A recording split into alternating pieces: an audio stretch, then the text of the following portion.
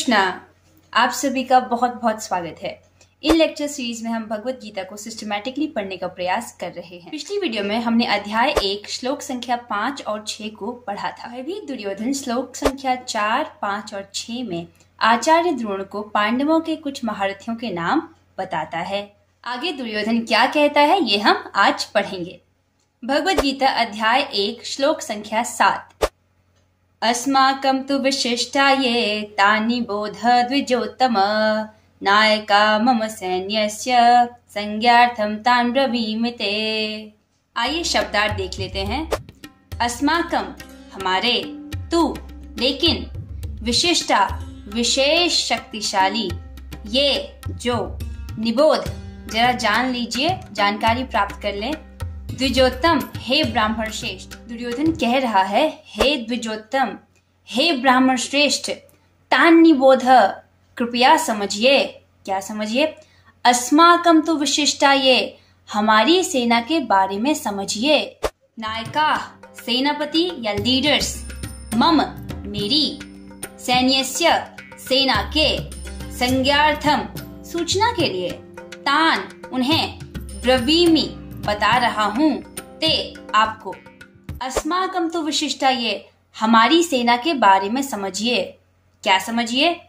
मम सैन्यस्य नायका मेरे सेना के नायकों यानी मेरे सेना के लीडर्स के बारे में, ब्रवीमि ते आपको बता रहा हूँ। मेरी सेना के नायकों यानी मेरी सेना के लीडर्स के बारे में मैं आपको बता रहा हूँ। क्यों बता रहे हो? संज्ञार्थम आपकी जानकारी के लिए, ताकि आप हमारी सेना के बारे में पूरी तरह समझ सकें। अनुवाद। किंतु हे ब्राह्मण श्रेष्ठ, आपकी सूचना के लिए मैं अपनी सेना के उन नायकों के विषय में बताना चाहूंगा जो मेरी सेना को संचालित करने में विशेष रूप से निपुण हैं। दुर्योधन अब अपनी सेना के महान योद्धाओं के बारे में द्रोणाचार्य को बताने जा रहा है। ध्यान से सुनिए, दुर्योधन आचार्य द्रोण को अपनी सेना के योद्धाओं के बारे में बताने जा रहा है। आचार्य द्रोण जो पांडवों और कौरवों के आचार्य हैं, क्या उनको बताने की जरूरत है? वो भी अपनी सेना के योद्धाओं के बारे में। वो तो एक एक योद्धा को अच्छे से जानते हैं।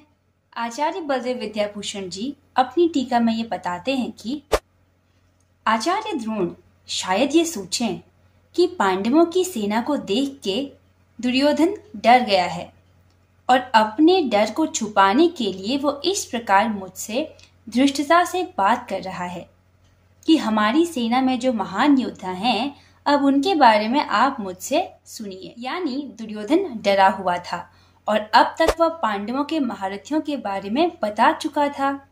अगर वो सिर्फ पांडवों के महारथियों के बारे में बोले तो उसे लगा कि कहीं आचार्य उसके डर को सूंघ ना ले। वो नहीं चाहता कि आचार्य को पता चले कि उसे डर लग रहा है। इसीलिए राजनीति में चतुर दुर्योधन अब छाती ठोक के बड़े जोर शोर से कहता है, अस्माकं तु विशिष्टा ये तान् निबोध द्विजोत्तम नायका मम सैन्यस्य संज्ञार्थं तान् ब्रवीमि ते। मेरी सेना के महान नायकों के बारे में जानिए।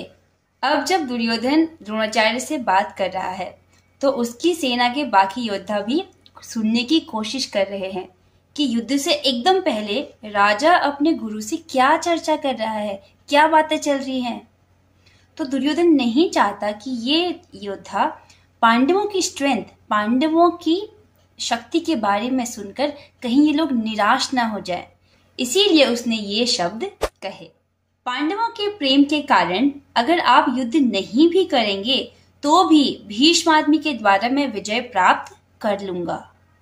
और ऐसा कहकर वह द्रोण के मन में क्रोध उत्पन्न करने की कोशिश कर रहा है।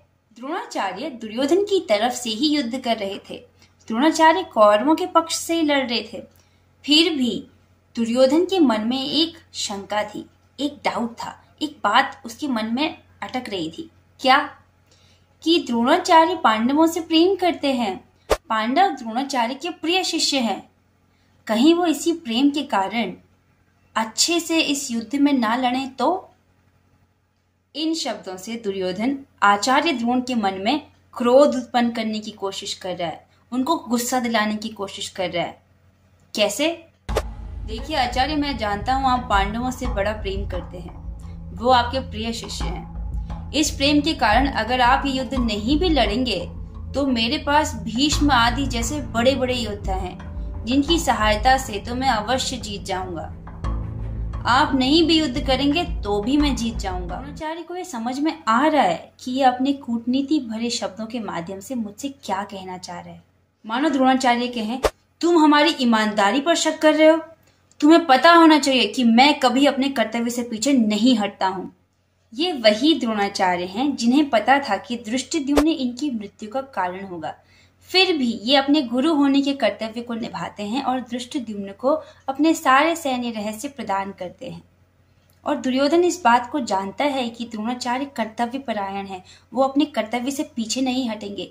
इसीलिए वो इस बात को पिंच कर रहे हैं अपनी ड्यूटी की। क्या पिंच कर रहे हैं कि आप हमारी सेना पर इतनी बड़ी पोजीशन पर आप खड़े हैं और आपको युद्ध करना है, लेकिन आप पांडवों से प्रेम करते हैं। उनके लिए अगर आपने सॉफ्ट कॉर्नर रखा तो आप अपनी ड्यूटी नहीं कर पाएंगे, और अगर आप युद्ध नहीं भी करेंगे तो भी हम जीत जाएंगे। और इस बात को पिंच कर रहा है वो, ताकि उनको गुस्सा आए और वो और अच्छे से लड़ें। और इसीलिए दुर्योधन को शुरुआत में राजा कहकर संबोधित किया गया था, क्योंकि वो राजनीति में, पॉलिटिक्स में, कूटनीति में बहुत तेज है। और आप देख ही सकते हैं कैसे।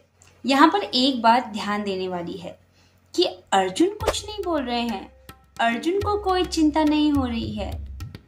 जबकि अर्जुन के पास कितनी सेना है? 7 अक्षौहिणी सेना, और दुर्योधन के पास 11 अक्षौहिणी सेना। अर्जुन के पास 4 अक्षौहिणी सेना कम है दुर्योधन से। तो क्या अर्जुन को टेंशन हो रही है? बिल्कुल नहीं। टेंशन किसको हो रही है? दुर्योधन को। अर्जुन की सेना कम है, फिर भी उनको कोई डर नहीं है। क्यों? क्योंकि वो कृष्ण की शरण में है। ध्यान से सुनिएगा कि भगवान का आश्रय लेकर ही व्यक्ति निर्भय हो सकता है, अर्थात भगवान की शरण में जाने से ही व्यक्ति का डर दूर होता है। इसीलिए अर्जुन की सेना भले कम है, क्योंकि वो भगवान की शरण में है, वो कृष्ण की शरण में है, उन्हें कोई डर नहीं है। इसी के साथ हम आज की चर्चा को यहीं पर विराम देते हैं। आपसे मिलेंगे अगली वीडियो में। श्रीमद् भगवद गीता की जय, श्रील प्रभुपाद की जय। All glories to Shri Guru and Gauranga. Hare Krishna.